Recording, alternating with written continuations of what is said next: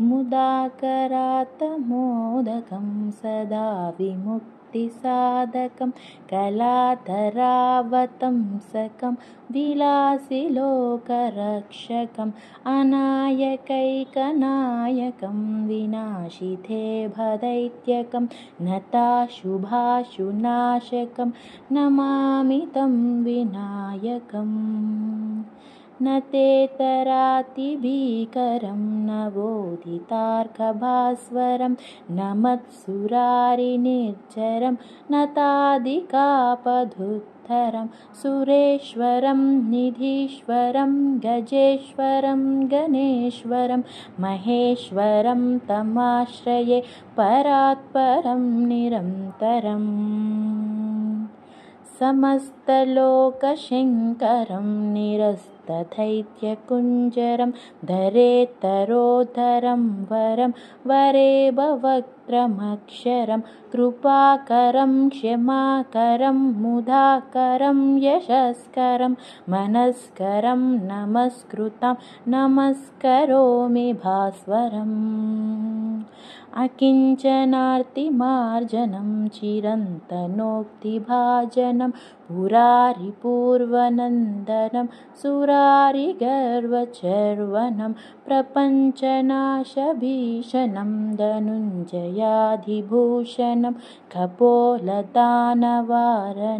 भजे पुराणवारणम् नितान्तकान्तदन्तकान्तिमन्तकान्तकात्मजम् अचिन्त्यरूपमन्तहीनमन्तरायकृन्तनं हृदन्तरे निरन्तरं वसन्तमेव योगिनं तमेकदन्तमेव तं विचिन्तयामि सन्ततम् महागणेशपञ्चरत्नमादरेण योऽन्वहं प्रजल्पति प्रभातके हृदि स्मरन् गणेश्वरम् अरोगतामदोषतां सुसाहितीं सुपुत्रतां समाहितायुरष्टभूतिमभ्युपैति सोऽचिरात् इति श्रीमच्छङ्कराचार्यकृत श्रीगणेशपञ्चरत्नम्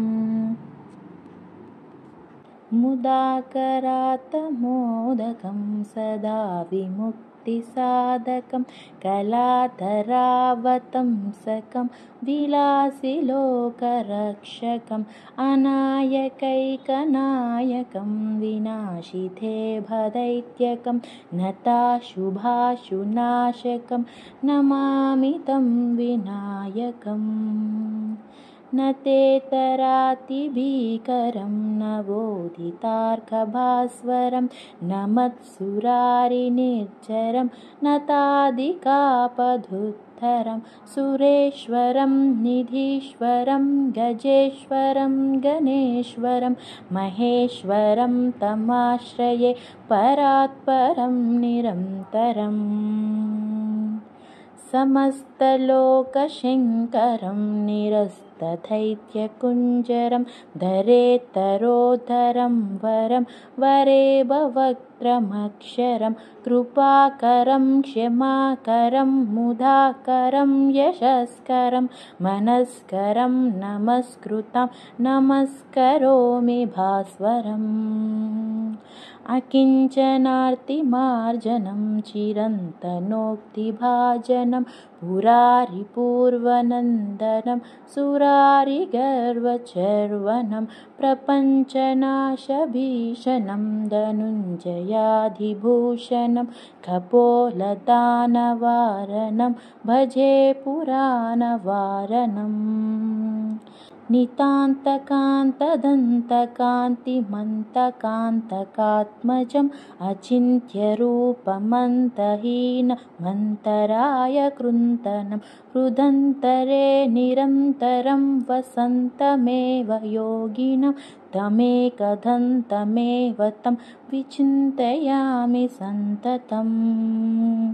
महागणेशपञ्चरत्नमादरेण योऽन्वहं प्रजल्पति प्रभातके हृदि स्मरन् गणेश्वरम् अरोगतामदोषतां सुसाहितीं सुपुत्रतां समाहितायुरष्टभूतिमभ्युपैति सोऽचिरात्। इति श्रीमच्छङ्कराचार्यकृत श्रीगणेशपञ्चरत्नम्। मुदाकरात्तमोदकं सदा विमुक्तिसाधकं कलाधरावतंसकं विलासिलोकरक्षकम् अनायकैकनायकं विनाशिते भदैत्यकं नताशुभाशुनाशकं नमामि तं विनायकम्। न तेतरातिभीकरं नवोदितार्कभास्वरं न मत्सुरारिनिर्झरं न तादिकापधुत्तरं सुरेश्वरं निधीश्वरं गजेश्वरं गणेश्वरं महेश्वरं तमाश्रये परात्परं निरन्तरम्। समस्तलोकशङ्करं निरस्तदैत्यकुञ्जरं धरेतरोधरं वरं वरेभवक्त्रमक्षरं कृपाकरं क्षमाकरं मुदाकरं यशस्करं मनस्करं नमस्कृतं नमस्करोमि भास्वरम्।